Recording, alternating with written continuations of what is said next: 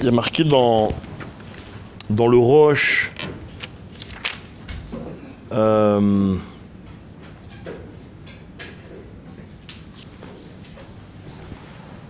Roche, donc c'est un Rishon, dans son Pirouche sur la Gemara dans Menachot, il dit comme ça.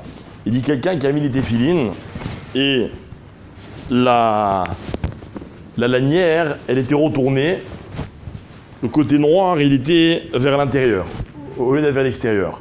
Alors je vous lis ce qu'il dit le Roche. Il dit comme ça: Mande afir etzua shel yad o shel rosh mechayev lemitav beta'anita de posheahu vetzarir ta'anit. Donc il dit, celui qui fait ça, c'est un poshéa. C'est que c'est un poshéa, hein? Leicester, quoi. Hein, c'est grave, ok? Et il doit faire ta'anit. Attendez, c'est pas terminé. Il dit aval les chayvo arbaim ta'aniot ki Ravuna lo. Il dit mais bon, on pense pas comme Ravuna qui dit qu'il aurait fallu faire 40 ta'aniot. Il est sympa, quoi. D'accord? Bien, alors on va un peu expliquer ce que ça veut dire. Évidemment, pas tout le monde est posé comme le Roche, heureusement, mais quand même, il y a beaucoup considèrent son avis, et il y en a qui sont poskim que il faut faire un ta'anit. Maintenant, évidemment, il faut expliquer de quoi il s'agit. D'accord? Donc il y a plusieurs degrés, on va dire. Certains disent que ça a été dit, alors il dit Ben Shel Rosh, Ben Shel Yad, ça a été dit au moment où quelqu'un, il fait la bracha, d'accord, et il met la retsua qui entoure la tête, il la met à l'envers. Ou alors, l'endroit avec lequel il fait le nœud des téphilines, il le met à l'envers. Beaucoup disent aussi que, ce qu'elle dit la Gemara là-bas, hein, c'est quelqu'un qui le fait bekavana. Il dit, moi je m'en fous, je préfère mettre à l'envers, et il met à l'envers. D'accord? D'autres disent qu'il y a une grande différence entre la tête et la main. La plupart disent, Vadaï, qu'il y a une différence entre la tête, donc toujours quand on dit la tête, c'est ce qui entoure la tête, et les retsuot qui pendent, ou alors les retsuot qui sont sur le bras, et Kavachomer, les retsuot qui sont sur la main. D'accord? Donc c'est-à-dire qu'en fait, il y a des degrés.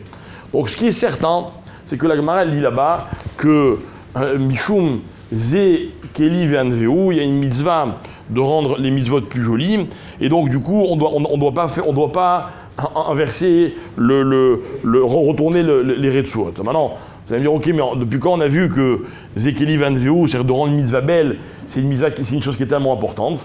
Alors les Maasé, les Chami veulent expliquer qu'il y a des mitzvot où si on les rend pas belles, si on fait pas un effort pour qu'elles soient belles, alors c'est toute la mitzvah qui est remise en question. Comme s'il n'avait pas été quand même la mitzvah. On voit donc de là que celui qui fait la bracha, et comment il fait la bracha, la retsua, elle est retournée, alors lui il a un problème, et dans certains cas, il doit refaire la bracha. Maintenant, j'explique quand même pour un petit peu relativiser. D'abord, on a l'avis du Shulchan Aruch qui dit Tsarir sheya shachor sheba ritzuot litzatrut velo itapru ben shel yad ben shel rosh. Donc le Mechaber, c'est comme ça qu'il est possèque, d'accord, ben shel yad ben shel rosh, et il faut faire attention qu'il soit pas mis à pair, qu'il se retourne pas. D'accord? Le Mishnah Bora, il précise un peu et il dit Ela mashemeki vetazroa vetarosh pa'amachat. C'est-à-dire qu'en fait, il va expliquer que mashemeki, c'est que la retsua qui entoure la tête est celle qui est le premier tour des téphilines à un shel yad. Donc on voit que c'est juste pour être mekayem la mitzvah, il faut absolument que les retsuot, les lanières, elles soient du bon côté.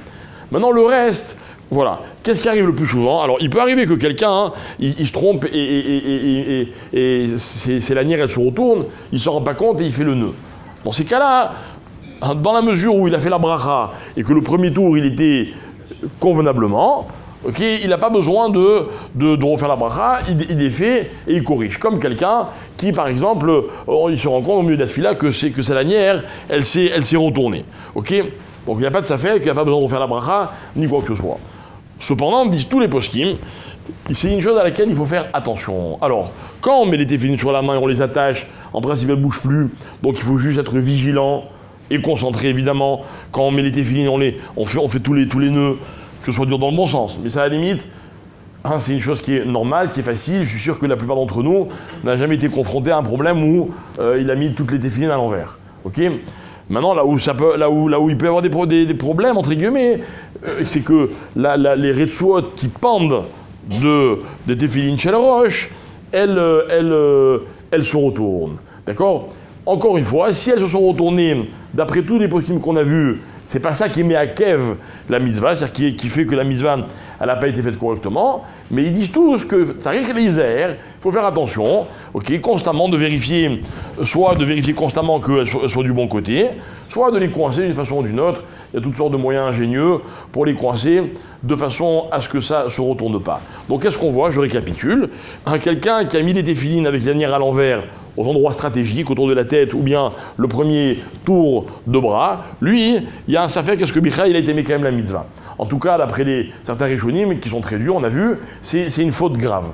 Dans tous les autres cas, dès qu'il s'en rend compte, il faut qu'il corrige, et après les khatila, évidemment, il faut faire attention de ne pas tomber dans ce problème-là. Ok ?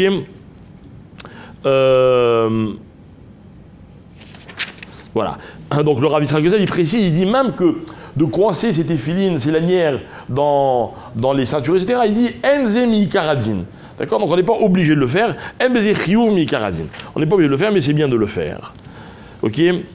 Alors, autre cas qu'on va rapidement signaler ce matin.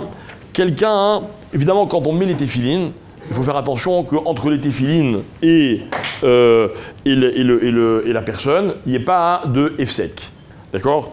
Alors, moi, je me rappelle un jour, on avait un copain, il était un peu tête en l'air, à la yeshiva, plusieurs fois, il est arrivé de mettre les téfilines avec la boîte. Vous voyez?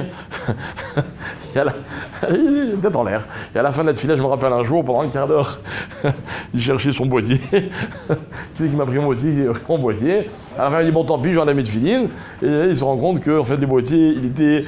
Donc lui, Vadaïk, il n'a pas été mécréé la mitzvah. Il doit recommencer, faire la bracha, etc. D'accord? Maintenant, ça, c'est une évidence, il n'y a pas de question. Maintenant, alors le cas au niveau halakha qui peut se poser, c'est quelqu'un, chas shalom, qui a un bandage ou un plâtre ou quoi, comment est-ce qu'il doit faire? Alors il y a une différence, est-ce qu'il peut mettre quand même les téfilines, mais que c'est que le bras qui est bandé, ou la tête? Alors nous, dans ces cas-là, évidemment, on demande la question à quelqu'un de compétent, parce qu'il y a tellement de cas possibles qu'il ne vaut pas dire de façon générale. Par contre, la question c'est la suivante. Dans tous les téfilines, normalement, il y a un petit boîtier en plastique qui est censé protéger les téfilines. Pourquoi il faut les protéger les téfilines? Parce que les angles du boîtier, il faut qu'ils soient parfaits. Et les tranches aussi, il faut qu'elles soient bien, comment on dit, perpendiculaires. Bref, il faut garder ce qu'on appelle le riboua, le carré donc la forme géométrique des téfilines. Donc, qu'est-ce qu'on fait? Comme on a tendance tous à baisser notre manche, ok, ou même que comme c'est exposé, ça peut prendre un coup ou quoi. Donc, c'est vendu dans le commerce avec les téfilines, hop, un petit bout en plastique. Il y a même des choses encore plus perfectionnées, en caoutchouc, machin, bref. Maintenant là, il y a une grande question. Est-ce que, quand je fais la bracha, est-ce que non, je dois l'avoir, c'est sûr que je ne dois pas l'avoir. Est-ce que si je l'ai, est-ce que c'est Meakev? D'accord? C'est sûr que je ne dois pas l'avoir. D'après tout le monde, Rav Yitzhak Yosef, il ramène que Rav Ovadia Yosef, son père, à la Vachalom, Bichla, il ne le remettait même pas. Il disait tant pis, je fais attention au riboua, ou bien souvent, il m'a dit, Rav Tzadok, que très souvent il faisait vérifier ses téfilines, etc., parce qu'un jour il a eu un problème. Donc du coup, il disait toujours, je suis traumatisé à vie, ok? Donc il était extrêmement soigneux. D'accord? Mais il disait non, on ne remet pas. On laisse le téfilin, on ne recouvre pas le téfilin. Alors quand on met le vêtement, etc., c'est pour d'autres raisons, mais le téfilin lui-même, dessus, on ne remet pas un couvercle. D'accord? La plupart des poskim ne disent pas ça, même lui, il ne disait pas que c'était assourd de le faire. D'accord? Donc, pour éviter que le téfilin ne s'abîme, on peut remettre le plastique. Au moment de la bracha, les khatrila, vadaï, il ne faut pas le mettre. C'est-à-dire qu'en général, voilà comment il faut faire. On enlève tout, on pose les téfilines, on fait la bracha, après on fait les nœuds, etc. Et une fois qu'on a fini, alors on remet cette protection-là. Mais attention de ne pas la remettre entre la main et la tête.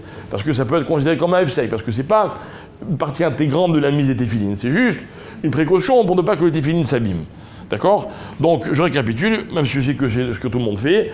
Quelqu'un qui a fait, quand on met des téfilines, on enlève la protection, on fait la bracha, et après on met des téfilines, on la remet. Ah, quelqu'un qui s'est trompé, qui n'a pas fait attention, ok, c'est pas comme un F-sec qui est entre la peau et les téfilines, où là on a dit qu'il faut recommencer la bracha. Non, là, les khatrila, il faut l'enlever. Quelqu'un qui l'a pas enlevé, c'est pas ma cave, il n'est pas obligé de refaire la bracha. Voilà. Tana. Je voudrais souhaiter